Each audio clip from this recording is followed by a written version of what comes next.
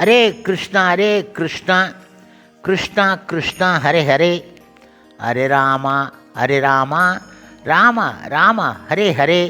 குட்டி கதைகள் 443. இதில் எளிய வாழ்க்கையும் உயர்ந்த சிந்தனையும் எனும் உரையாடலை காண்போம். முன்பு ஒரு சமயம், அதாவது 1976ஆம் ஆண்டு ஜூன் மாதம் நியூ விருந்தாவனில் தெய்வ திரு ஆசா பக்திவேதாந்த சுவாமி ஸ்ரீல பிரபுபாதர் அவர்களுக்கும் பக்தர்களுக்கும் சிலருக்கும் இடையே நிகழ்ந்த உரையாடல் காண்போம். முதலில் ஸ்ரீல பிரபுபாதா கூறுகின்றார், மேலை நாட்டு நாகரிகம் மிக மிக மோசமான நாகரிகம். அவை வாழ்க்கையில் அத்தியாவசிய தேவைகளை செயற்கை முறையில் அதிகரிக்க செய்கின்றது. உதாரணத்திற்கு மின் விளக்கை எடுத்து கொள்ளுங்கள். மின் விளக்கு எரிய ஒரு ஜெனரேட்டர் தேவை. ஜெனரேட்டர் ஓட பெட்ரோலியம் தேவை. பெட்ரோலியம் இல்லையென்றால் எல்லாம் நின்றுவிடும். ஆனால் பெட்ரோலியம் கிடைக்க மிகுந்த இன்னல் உடன் முயற்சி செய்து தேட வேண்டும். பூமிக்கு அடியில் மட்டும் இல்லாமல் சில சமயம் கடலின் நடுவிலும் தோண்ட வேண்டி இருக்கிறது. இது உக்கர கர்மா அல்லது பயங்கரமான கர்மா எனப்படும். சில ஆமணக்கு விதைகளை வளர்த்து செக்கில் இட்டு எண்ணெய் எடுத்து ஒரு அகலில் ஊற்றி திரியிட்டு எரிய வைத்தும் இதே தேவையை பூர்த்தி செய்து கொள்ளலாம். நீங்கள் ஆமணக்கு எண்ணெய் விளக்கிலிருந்து மின் விளக்குக்கு ஒளி அமைப்பை முன்னேற்றம் அடைய செய்திருப்பதை ஏற்கின்றோம். ஆனால் ஆமணக்கெண்ணெய் விளக்கில் இருந்து மின் விளக்குக்கு முன்னேற்றம் அடைய மிக மிக கடினமாக உழைக்க வேண்டி இருக்கின்றது. நீங்கள் நடுக்கடலுக்கு சென்று பூமியில் துளையிட்டு பெட்ரோலியம் எடுத்து வர வேண்டி இருக்கிறது. இதை போன்று கடினமாக உழைப்பதனால் உங்களது வாழ்க்கையின் உண்மை நோக்கத்தை தவற விட வேண்டி இருக்கிறது. நீங்கள் நிரந்தரமாக இறந்து கொண்டும் மறுபடியும் வேறு உடலில் பிறந்து கொண்டும் அபாயகரமானதொரு நிலையில் இருக்கின்றீர்கள். எப்படி இந்த பிறப்பு இறப்பு முதுமை நோய் சுழலில் இருந்து விடுதலை பெறுவது என்பது உங்களது பிரச்சனை. இந்த பிரச்சனை மனித வாழ்க்கையில் தீர்வு காணப்பட வேண்டிய ஒன்று ஆகும். நீங்கள் யார் என்பதை உணர்வதற்காக உன்னதமான அறிவை பெற்று இருக்கின்றீர்கள். ஆனால் சுயத்தன்மை உணர்வதற்கு உபயோகப்படுத்த வேண்டிய உன்னதமான அறிவை நீங்கள் ஆமணக்கு எண்ணெயில் இருந்து மின் விளக்குக்கு முன்னேற்றம் அடைய உபயோகித்து கொண்டு இருக்கின்றீர்கள். அவ்வளவுதான். இப்பொழுது ஒரு பக்தர் கேட்டார், உங்கள் அறிவுரை அனுபவ சாத்தியம் இல்லாதது என மனிதர்கள் கூறலாம். அது மட்டும் இல்லாமல் மின்சாரத்தினால் விளக்கு மட்டும் இல்லாமல் வேறு எத்தனையோ விதமான பலன்கள் கிடைக்கின்றன. நாம் பெரும்பாலான நாகரிக வசதிகளும் ஏறக்குறைய மின்சாரத்தை அடிப்படையாக தேவையாக கொண்டு இருக்கின்றன. அதற்கு ஸ்ரீல பிரபுபாதா கூறுகின்றார், இந்த பிறவியில் நீங்கள் மிக வசதியாக வாழக்கூடும். ஆனால் அடுத்த பிறவியில் நீங்கள் நாய் ஆகிவிடலாம். முழுமுதற் கடவுள் மற்றும் பரம புருஷ பகவான் ஸ்ரீ கிருஷ்ணரின் இஸ்கான் பக்தர் கேட்கின்றார். மக்கள் அதை நம்புவது கிடையாது. ஸ்ரீல பிரபுபாதா கூறுகின்றார், அவர்கள் நம்பினாலும் நம்பாவிட்டாலும் உண்மை அதுதான். உதாரணமாக, பாலகனுக்கு தான் இளைஞனாக வளரப்போவது தெரியாது. ஆனால் அவன் தாய் தந்தையருக்கு தெரியும். பாலகன் நான் இளைஞனாக வளரமாட்டேன் என சொன்னால் அது குழந்தைத்தனம். தாய் தந்தையருக்கு மகன் இளைஞனாக வளர்வான் என்பது தெரியும். அவனுக்கு உரிய கல்வி அளித்து வாழ்க்கையில் நல்ல நிலையை அடைய செய்ய வேண்டும் என்பதை அறிவார்கள். அதுவே ஒரு காப்பாளரின் கடமையாகும். அவ்வாறே ஆத்மா மறுபிறவி எடுப்பதை குறித்து பேசும்போது சில அயோக்கியர்கள் தங்களுக்கு அதில் நம்பிக்கை கிடையாது என சொன்னாலும் அதுதான் உண்மை. அயோக்கியனும் பைத்தியக்காரனும் மறுபிறவி எடுப்பது உண்மை கிடையாது என சொன்னாலும் உண்மை என்னவென்றால் அவன் தனது செயல்களின் தரத்திற்கேற்ப வேறு ஒரு உடலை ஏற்றுக்கொண்டு ஆக வேண்டும். காரணம், குண சங்கோசிய சத் அசத் யோனி ஜன்மாசு. இப்பொழுது பக்தன் கேட்கின்றார், ஆமணக்கு விதை வளர்ப்பதற்கும் விவசாயம் புரிவதும் பொதுவாகவே மிக மிக கடுமையான வாழ்க்கையாகும்.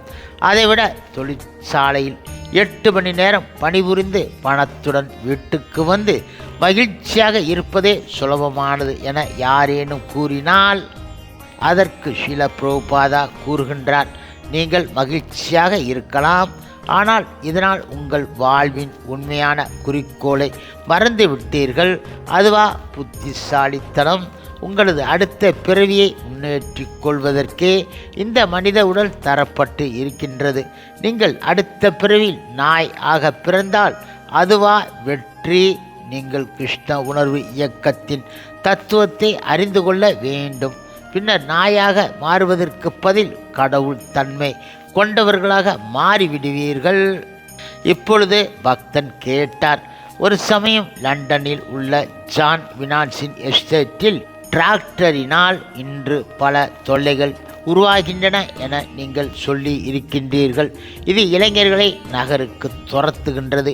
இதனால் அவர்கள் புலன்களை திருப்திப்படுத்துவதில் ஈடுபடுகின்றார்கள். நான் பார்த்த வரையில் கிராம வாழ்க்கை எளிதாகவும் அமைதியாகவும் இருக்கின்றது. அங்கே ஆன்மீகத்தை பற்றி சிந்திக்க அதிக வாய்ப்பு இருக்கின்றது. இப்பொழுது ஷீல பிரபுபாதா கூறுகின்றார், ஆம், கிராமங்களில் இடர்பாடுகள் குறைவு, மூளைக்கும் வேலை குறைவு. அங்கு உள்ள உணர்வுக்காக சிறிது பணி செய்தால் போதும். இதர நேரத்தில் கிருஷ்ண உணர்வில் கவனம் செலுத்தினால் உண்மையான முன்மாதிரியான வாழ்க்கை கிடைக்கும். இப்பொழுது இந்த பூவை பாருங்கள், இதில் உள்ள மெல்லிய இலைகளை பாருங்கள். இதனை யாராவது எந்த தொழிற்சாலையிலாவது உற்பத்தி செய்ய முடியுமா? எவ்வளவு மெல்லிய இலைகள், எவ்வளவு கவர்ச்சிகரமான வண்ணம்! ஒரே ஒரு பூவை பற்றி ஆராய்ந்தாலே உனக்கு கடவுள் உணர்வு நேரிட்டு விடும். இயற்கை என்றதொரு இயந்திரம் உண்டு, அனைத்தும் அந்த இயற்கையின் படைப்பு ஆகும். ஆனால் இயற்கை என்ற இந்த இயந்திரத்தை உருவாக்கியது யார்? இப்பொழுது பக்தன் கேட்கின்றார், கிருஷ்ணரால் ஏதோ ஒரு காரணத்துடன் பூக்களுக்கு வண்ணம் தீட்டப்பட்டது என்பது மக்களுக்கு தெரியவில்லை என லண்டனில் சொல்லியிருக்கிறீர்கள். ஷீல பிரபுபாதா கூறுகின்றார், ஆம், ஓவியரின் உதவி இல்லாமல் பூக்களுக்கு அவ்வளவு அழகு ஏற்படக்கூடும் என நீங்கள் நினைக்கின்றீர்களா? அது முட்டாள்தனம். இயற்கை என்றால் என்ன? இது கிருஷ்ணரின் இயந்திரம். கிருஷ்ணரின் இயந்திரத்தினால் எல்லாம் செய்யப்படுகின்றது. எனவே நியூ விருந்தாவனத்தில் நீங்கள் வாழும் முறையை அபிவிருத்தி செய்யுங்கள். சிறந்த வெளியில் வாழ்ந்து உங்களுக்கு தேவையான உணவு தானியங்களை பயிர் செய்து பாலையும் உற்பத்தி செய்து நேரத்தை மிச்சப்படுத்தி அரே கிருஷ்ண மகா மந்திரத்தை உச்சரியுங்கள். எளிதாக வாழ்ந்து உயர்ந்த சிந்தனையுடன் செயல்படுவது என்பது முன்மாதிரியான வாழ்க்கையாகும். ஆனால் வாழ்வில் வசதிகள் என்ற செயற்கை தேவைகளை அதிகரித்து கொண்டு கிருஷ்ண உணர்வை மறப்பது தற்கொலைக்கு ஒப்பானதாகும். நாங்கள் இந்த தற்கொலை கொள்கையை நிறுத்த நினைக்கின்றோம். ஆனால் நவீன தொழில்நுட்ப முன்னேற்றத்தை நிறுத்த நாங்கள் மக்களை வற்புறுத்துவது கிடையாது. சைத்தன்ய மகாபுருவின் எளிய சூத்திரமான ஹரே கிருஷ்ண மகா மந்திரத்தை உச்சரியுங்கள். உங்களது தொழிற்சாலைகளிலும் உச்சரிக்கலாம். பட்டன்களை தட்டிவிட்டு கொண்டே ஹரே கிருஷ்ணா ஹரே கிருஷ்ணா கிருஷ்ணா கிருஷ்ணா ஹரே ஹரே ஹரே ராம ராம ராம ஹரே ஹரே என உச்சரிப்பதில் என்ன கஷ்டம் இருக்கின்றது? இப்பொழுது பக்தன் கேட்டார், ஆனால் மக்கள் ஜபிக்க துவங்கிவிட்டால் படிப்படியாக தொழில்நுட்பத்தை கை விட்டு விடுவார்களே. ஷீல பிரபுபாதா கூறுகின்றார், இருக்கலாம். பக்தன் கேட்டார், அப்படியானால் நீங்கள் அவர்களின் அழிவுக்கான வித்து இடுகின்றீர்கள். ஷீல பிரபுபாதா கூறுகின்றார், இல்லை இல்லை, அழிவு கிடையாது, இது ஆக்கப்பூர்வமானது ஆகும். மறுபடியும் பிறப்பு இறப்பு முதுமை நோய் என உழலுவதும் தொடர்ச்சியாக உடலை மாற்றிக்கொண்டு இருப்பதுமே அழிவாகும். ஆனால் எங்களது முறையில் நீங்கள் என்றும் வாழ்ந்து கொண்டு இருப்பீர்கள். தெக்வா தேகம் புனர்ஜன்ம நைத்தி. இன்னொரு ஜட உடல் உனக்கு கிடைக்காது. ஆனால் கிருஷ்ண உறவு இல்லையென்றால் நீ மற்றொரு உடலை ஏற்று ஆக வேண்டும். அதாவது துன்பப்பட்டு தீர வேண்டும். எனவே எது மேன்மையானது? இந்த சூழ உடலில் திரும்ப திரும்ப வருவதை ஏற்றுக்கொள்வதா அல்லது மற்றும் ஒரு பிறப்பை தவிர்ப்பதா? இந்த பிறவியுடன் கஷ்டங்களை முடித்து கொள்வது புத்திசாலித்தனம். ஆனால் துன்பப்படுவதற்கு மற்றொரு உடலை பெறுவோமானால் அது அறிவீனம் ஆகும். மேலும் நீங்கள் கிருஷ்ணரை புரிந்து கொள்ளாவிட்டால் மற்றொரு உடலை ஏற்று ஆக வேண்டும். இதற்கு மாற்று கருத்து கிடையாது. ஹரே கிருஷ்ணா கிருஷ்ணா கிருஷ்ணா ஹரே ஹரே, ஹரே ராமா ராமா ராமா ஹரே ஹரே. சில பிரபுபாதரின் சேவையில் இஸ்கான் பக்தர்கள்